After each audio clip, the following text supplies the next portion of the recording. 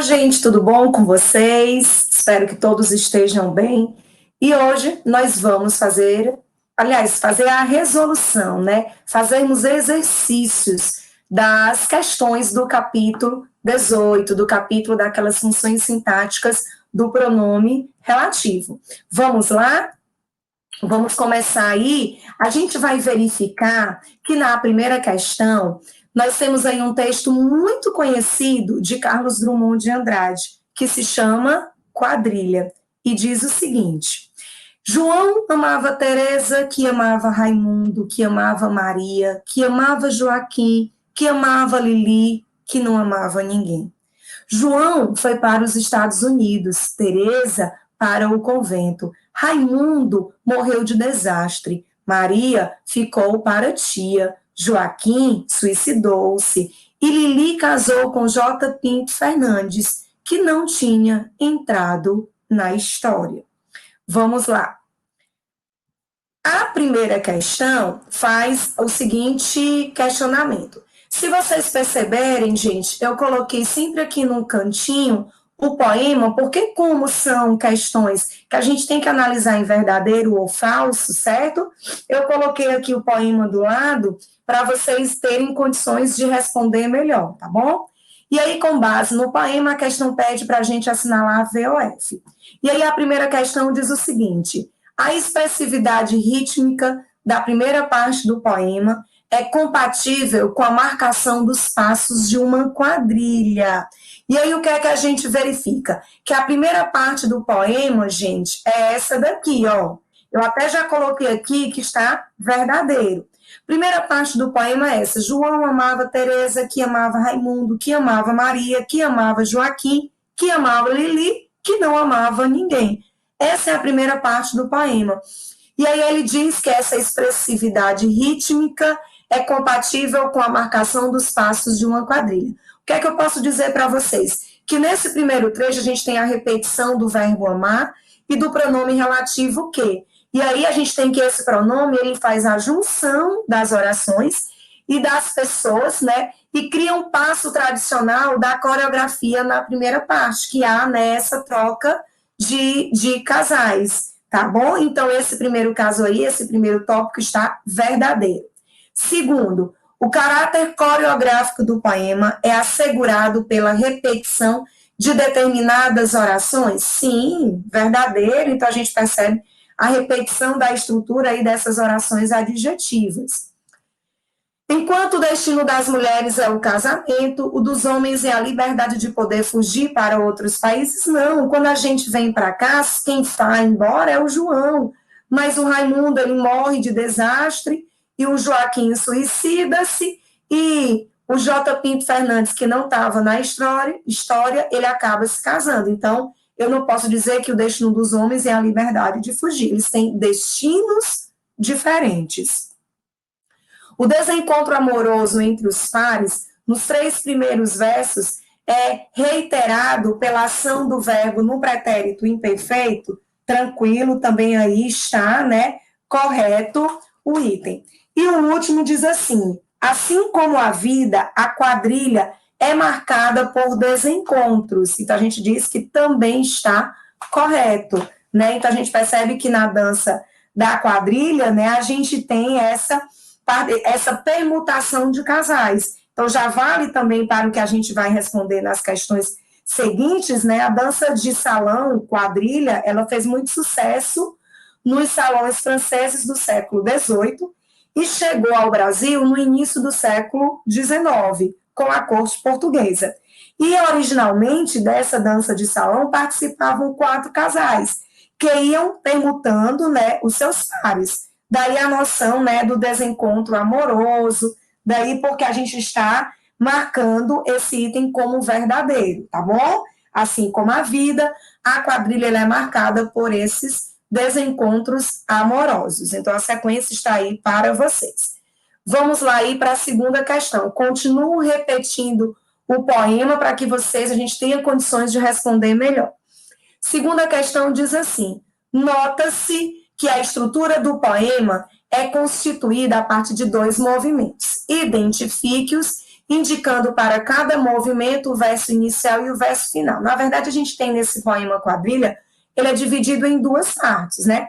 A primeira parte está aí, foi a que eu mencionei na questão anterior, que a gente tem essa repetição do verbo, dessa estrutura da oração adjetiva, desse desencontro, um ama o outro, que ama o outro, e acaba que ninguém aí é correspondido.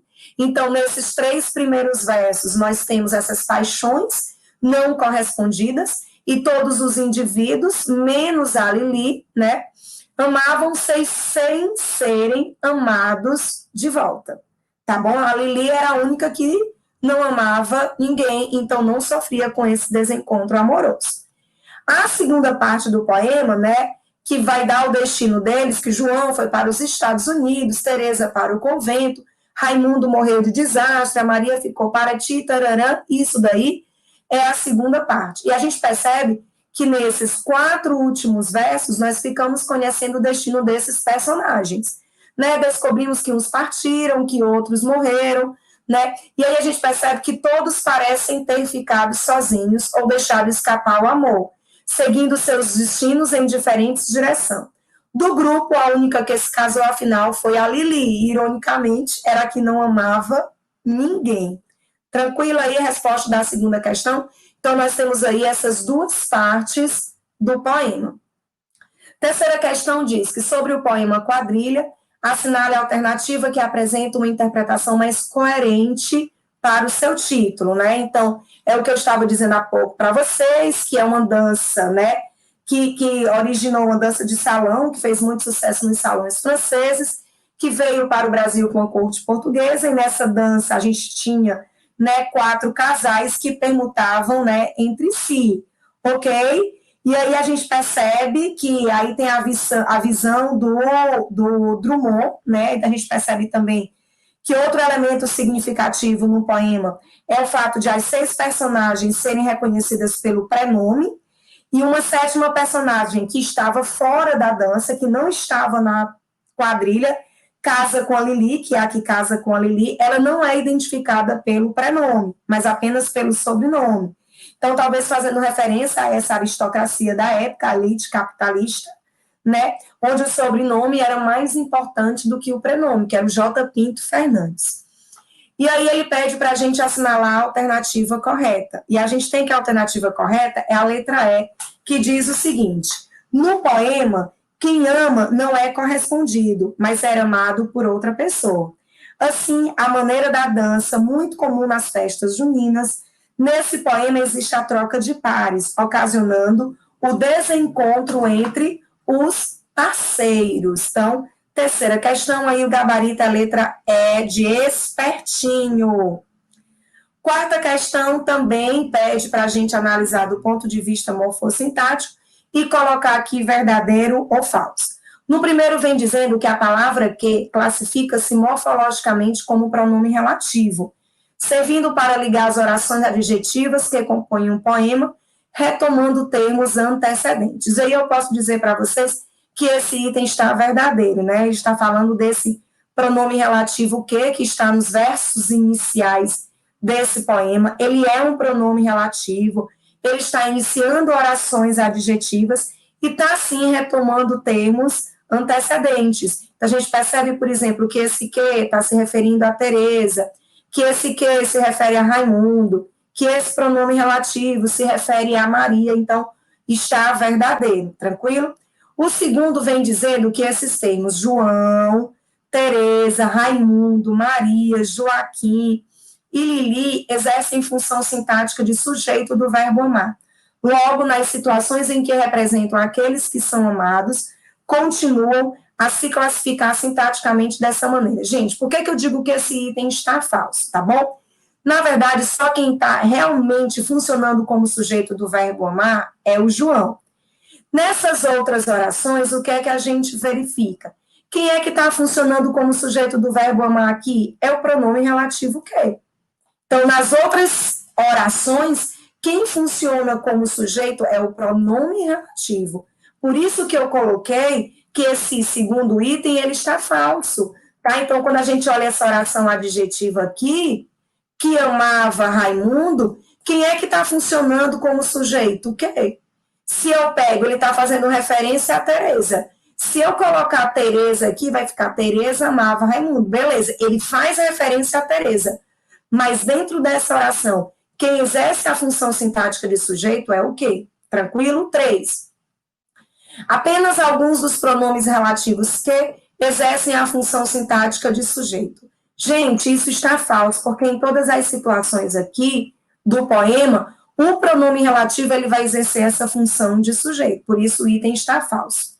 E o último diz que João, Tereza, Raimundo, Maria, Joaquim e Lili são os antecedentes do pronome relativo que, né, e está verdadeiro. Até mostrei aqui alguns para vocês, ó. Esse que faz referência ao Joaquim, esse que aqui faz referência a Lili. Tranquilo? Então, sequência VF, FV. E a última questão referente ao poema é essa daqui. Em termos sintáticos, o poema está estruturado em 2 longos períodos compostos. Comente a característica de cada período e o efeito de sentido produzido. Então, repeti aqui o poema para vocês, tá bom? Já tinha mostrado, estou repetindo, reproduzindo novamente. Aí a gente tem a primeira parte do poema. O que é que a gente verifica? Que nessa primeira parte do poema, a gente tem um período composto por subordinação. A gente verifica que nesse trechinho, a gente tem aí 5 orações subordinadas adjetivas, que inclusive são explicativas, embora, né, apareçam sem a vírgula, que é habitual quando a gente tem essas orações adjetivas explicativas, tranquilo? E aí a gente também observa que nesse primeiro trecho há o encandeamento sintático. Por que eu digo que há um encandeamento sintático? Então vamos lá. A gente tem que, por exemplo, Tereza, esse substantivo, ao mesmo tempo que ele é o complemento do verbo amar, né, ele é retomado pelo pronome relativo que, tá bom? Então, ele é ao mesmo tempo objeto direto de amava e é antecedente do pronome relativo, que é o sujeito da oração seguinte. Então, a gente percebe que isso aí causa esse encandeamento sintático. E esse encandeamento sintático, ele marca o ritmo da dança. Já o segundo trecho está aí. O que é que a gente pode observar nesse segundo trecho? Que predominam, não estou dizendo que tem só orações adjetivas, mas que nesse período predominam, né, as orações coordenadas assindéticas, né? Então, assim, a gente verifica que assim como as orações coordenadas assindéticas são autônomas, a vida desses personagens na visão do poeta, né, do Drummond, é marcada pelo isolamento, pela solidão, tá bom? Então, aí nós temos aí a análise da quinta questão. E aí, posteriormente, nós passamos para as questões propostas, tá ok? E aí, vamos lá. O casal de índios levou-os à sua aldeia, que estava deserta, onde ofereceu fruta aos convidados. Então, nesse fragmento, nesse período, nós temos. Ele quer que você identifique quais são os pronomes relativos, os pronomes que a gente identifica nesse trecho. Vamos lá identificar? O que é que vocês conseguem aí visualizar? Bem, eu consigo marcar para vocês o os, né, que é aí um pronome oblíquo, o sua, que aí é o pronome possessivo, o que é o pronome relativo, o onde, que também é pronome relativo, e aí, portanto, a gente vai ter como gabarito a letra B, um pronome pessoal, que é o pronome pessoal do caso oblíquo, um pronome possessivo e 2 pronomes relativos. 2. O ar que respiro, este licor que bebo, pertence ao meu modo de existir. É composto o sujeito do verbo pertence. Isso já é uma afirmativa. E aí, na letra A, ele diz assim: qual é esse sujeito composto? E aí a gente verifica que o sujeito está aí, eu puxei uma setinha, o ar que respiro, este licor que bebo. É o sujeito composto. Só que na letra B pergunta: qual a classificação das orações que acompanham cada membro desse sujeito? Porque, na verdade, gente, o núcleo desse sujeito, deixa eu destacar aqui para vocês, é esse daqui, o A, o núcleo do primeiro sujeito, e o núcleo do segundo sujeito é licor. E aí a gente percebe que acompanhando esses núcleos, a gente tem que respiro e que bebo. É isso que a letra B está perguntando. Qual a classificação das orações que acompanham cada membro desse sujeito? Então, a gente verifica que o que é um pronome relativo, o a, o qual respiro, este com o qual bebo. Então, a gente tem que essas duas orações que acompanham esses núcleos do sujeito composto, sintaticamente funcionam como orações adjetivas restritivas. Terceira questão. Lá tenho a mulher que quero, na cama que escolherei. Um trechinho do famoso Manuel, vamos embora para a Passagda, de Manuel Bandeira.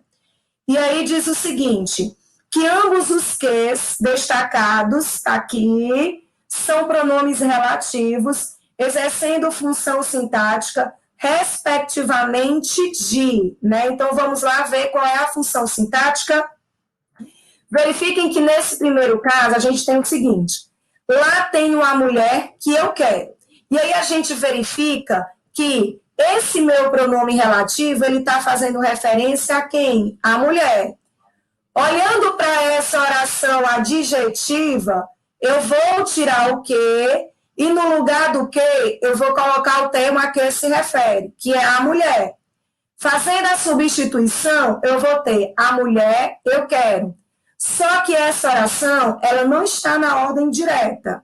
E aí eu vou colocá-la na ordem direta. E aí eu vou ter eu quero a mulher. Eu tenho que o eu é o sujeito, o quero é o verbo transitivo direto e a mulher é o objeto direto. Então, esse primeiro que tem a função de objeto direto. Posteriormente, na cama que escolherei, está aqui o outro pronome relativo destacado. A gente percebe que esse pronome relativo faz referência ao substantivo cama, né? E aí a gente percebe que quando a gente faz a substituição, vou separar aqui, ó, olhando para essa oração adjetiva, no momento que eu coloco cama no lugar do pronome, eu tenho a cama, escolherei. Organizando, eu tenho escolherei o que? A cama. Então, nos dois casos, esse que vai ter a função de objeto direto. Portanto, gabarito letra D. Quarta questão, ela traz frases soltas, né, trechos, e aí estão numerados, e ele quer que a gente identifique em qual ou em quais, né, no caso, dessas frases anterior, esse que, ele funciona como pronome relativo. Ele já diz que aqui nós temos 6 frases, mas que em apenas 3 dessas frases, o que ele vai funcionar como pronome relativo. Então, vamos lá. Conheci que Madalena era boa em demasia. Esse que não é pronome relativo, tá? Vamos lá. Por quê? Porque esse que, ele não está retomando um termo anterior. Esse que, ele tem a função de conjunção integrante. Segunda frase. A culpa foi desta vida agreste que me deu uma alma agreste. Esse que, sim, vai ser pronome relativo, porque a gente verifica que ele está se referindo à vida agreste. E eu posso trocar esse que por a qual. A culpa foi desta vida agreste, a qual me deu uma alma agreste. Terceira frase tem, procuro recordar o que dizíamos. Eu posso afirmar para vocês que esse que, ele é pronome relativo. Mas, professora, esse pronome relativo está retomando o quê? Está retomando outro pronome. Esse o que vocês estão vendo aqui, ele funciona como um pronome demonstrativo. Seria a mesma coisa eu dizer, procuro recordar aquilo que dizíamos. E eu posso pensar, procuro recordar aquilo o qual dizíamos. Né? Então, eu posso dizer que esse que aqui da terceira frase, ele é pronome relativo. Quarta frase. Terá realmente piado a coruja? Será a mesma que piava há 2 anos? E aí a gente verifica que nesse caso 4 também é um pronome relativo. Esse que está fazendo referência à mesma que faz referência à coruja. Então, será a mesma a qual piava há 2 anos, tá? E aí a gente já tem que o que funciona como pronome relativo é o 2, o 3 e o 4. Só mostrando aqui a última frase. Esqueço que eles me deixaram e que esta casa está quase deserta. A gente tem que aqui o que é conjunção integrante. Eu esqueço isso e isso. Então, nos 2 casos, no 5 e no 6, o que é conjunção integrante. E, portanto, aí o gabarito dessa quarta questão é a letra D, de dado. Quinta questão diz o seguinte: assinale a alternativa que, em sequência, numera corretamente as frases a seguir, indicando dessa forma a função sintática do que. Beleza? Aqui a gente tem as funções sintáticas e aqui a gente vai ter as frases. Lembrando que vai ter frase nesse slide e frase no próximo slide. Vamos lá. Perdeu o único aliado a que se unir. Então, a gente tem o que? Está aqui o pronome relativo. A gente verifica que esse pronome relativo faz referência a aliado. Posteriormente, a gente separa a oração adjetiva da oração principal. Está aí, fiz essa separação. E aí, agora, no lugar do pronome relativo, eu vou colocar o termo a que ele se refere. E aí fica a aliado se unira. Organizando, deixando na ordem direta, eu vou ter como unira-se ao aliado. E aí eu vou ter que ao aliado funciona como objeto indireto, porque se eu me uni a alguém. Então, essa primeira frase é número 3, tem a função sintática de objeto indireto. O artilheiro que o julgaram ser não se revelou na nossa equipe. Então, está aqui o pronome relativo. Esse pronome relativo, ele faz referência ao substantivo artilheiro. Posteriormente, eu vou separar a oração adjetiva da oração principal. A oração principal é essa. O artilheiro não se revelou na nossa equipe. E aí, posteriormente, eu vou fazer a troca, tira o pronome relativo e coloco o termo a que ele se refere. E aí ficaria o artilheiro, o julgaram ser. Dando uma organizada, eu tenho que julgaram ser o artilheiro. E aí eu percebo que vai ter essa função de predicativo. Portanto, número 4. Vamos lá. A janela que dava para o mar, assomavam todos. Está aqui o pronome relativo. Esse pronome se refere ao substantivo janela, isolando a oração adjetiva da oração principal. Posteriormente, fazendo a substituição, vamos colocar a janela aqui, e aí fica, a janela dava para o mar. Percebo que a frase já está na ordem direta e que a janela sintaticamente funciona como sujeito. Portanto, eu tenho que a terceira frase é o número 1, que corresponde à função de sujeito. A prova de que tenho mais receio é a de matemática. Está aqui destacado para vocês o pronome relativo. Esse pronome relativo refere-se ao substantivo prova, beleza? Posteriormente, eu vou separar a oração adjetiva da oração principal. Na sequência, vou fazer a substituição. No lugar do que eu vou colocar a prova. E aí vai ficar de a prova, tenho mais receio. Colocando na ordem direta, fica tenho mais receio da prova. Verifico que da prova está completando o sentido da palavra receio. Se você tem receio de algo. E aí, receio não é um verbo, receio é um nome. Portanto, eu tenho que dar prova, exerce esse papel de complemento nominal. E os exames que terá pela frente, não o assustam. Está aqui o pronome relativo, ele se refere ao substantivo exames, separando aí a oração adjetiva da oração principal. Fazendo a troca, eu tenho os exames, terá pela frente. Colocando na ordem direta, fica terá os exames pela frente. E aí eu verifico que os exames exercem esse papel de objeto direto. E, portanto, o gabarito dessa questão é letra E, tá? A sequência aí das funções sintáticas exercidas pelos pronomes relativos. Sexta questão diz: era uma espécie de êxtase, fazer de simples prova de natação, a quem ninguém o obrigava, uma disputa em que parecia empenhar o destino, fazer da arrancada final uma luta contra o cansaço, em que a vida parecia querer prolongar-se além de si mesma. Reescreva as duas orações adjetivas sublinhadas, fazendo uso da expressão a qual, de acordo com a norma padrão. Pois vamos lá. O que é que a gente percebe? Que esse o pronome relativo que faz referência aqui a essa prova de natação, e aí, reescrevendo esse período com a qual, o que é que a gente percebe? Fazer da simples prova de natação a qual ninguém o obrigava. O que é que eu quero mostrar para vocês? Vocês estão vendo que esse A aqui, ele apareceu com o acento indicativo da crase, ele apareceu com o acento grave. Só justificando por que, que esse A foi craseado. Percebam que ninguém o obrigava, não obrigava a quê? Essa preposição exigida pelo verbo obrigava, ela vai para onde? Para cá.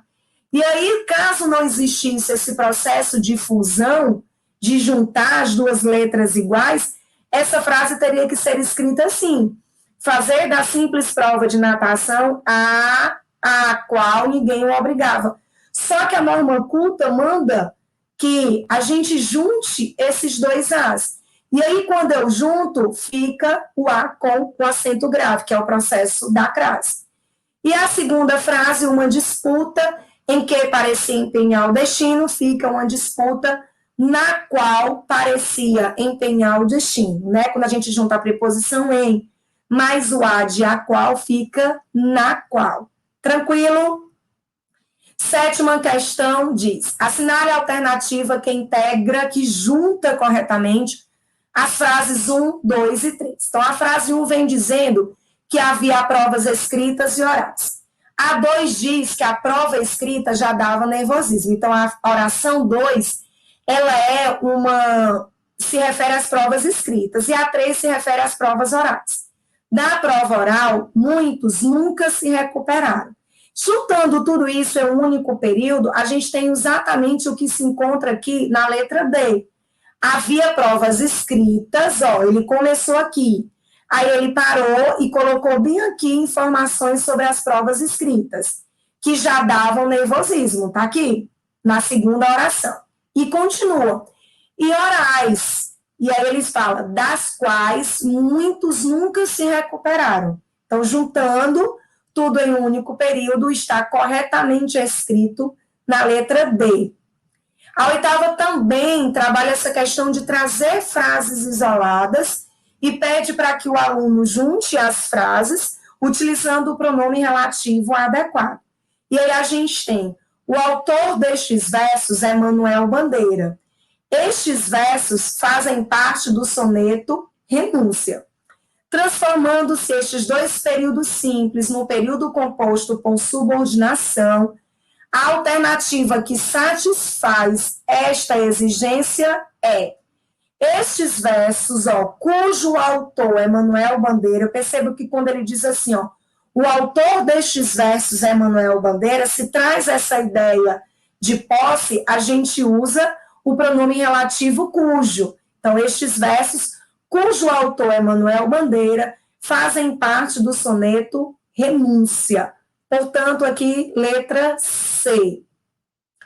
Nona questão diz o seguinte: quanto aos períodos a seguir, retirados do romance Iracema, de José de Alencar, é correto afirmar que o pronome relativo que exerce função de sujeito em. A gente vai identificar isso logo na letra A. Verifiquem o que é que tem escrito na letra A. Além, muito além daquela serra que ainda azula no horizonte, nasceu Iracema. Temos aqui o pronome relativo que. Esse pronome faz referência ao substantivo serra. Se nós fizermos a substituição no lugar do pronome relativo que, colocarmos serra, vai ter o seguinte, né? Serra, a serra, ainda azula no horizonte. E aí a gente vai verificar que a serra é de fato o sujeito dessa oração. Portanto, nona questão, o gabarito é a letra A. E a última questão diz o seguinte: no trecho transcrito a seguir, há 4 orações, cujos limites estão assinalados por uma barra. Floripes serviu-lhe o jantar, deixou tudo arrumado e retirou-se para dormir no barraco do filho. E aí está pedindo para você reescrever esse trecho, passando a primeira oração, essa daqui, ó, para a voz passiva, e convertendo a segunda em oração adjetiva, introduzida por pronome. Em seguida, pede para a gente identificar a classificação sintática e semântica da última oração. Então, nós temos aí 3 pedidos, e vamos por parte. O primeiro pede para que nós passemos essa primeira oração para a voz passiva. Então, perceba que a gente tem Floripes serviu-lhe o jantar. Olha aqui, quando eu passei, o jantar foi servido por Floripes. O que é que caracteriza a voz passiva? É o sujeito receber a ação. Verifiquem que o jantar ele não serviu, ele foi servido. Quem foi que praticou essa ação de servir o jantar? Floripes. Então, voz passiva é quando o sujeito ele recebe a ação, ele é paciente da ação. Cumprimos aí a primeira exigência. A segunda pede para nós convertermos a segunda oração em uma oração adjetiva e tem que ser introduzida por um pronome. Vamos lá? O jantar foi servido por Floripes, que deixou tudo arrumado. Então, aqui eu coloquei o pronome relativo que.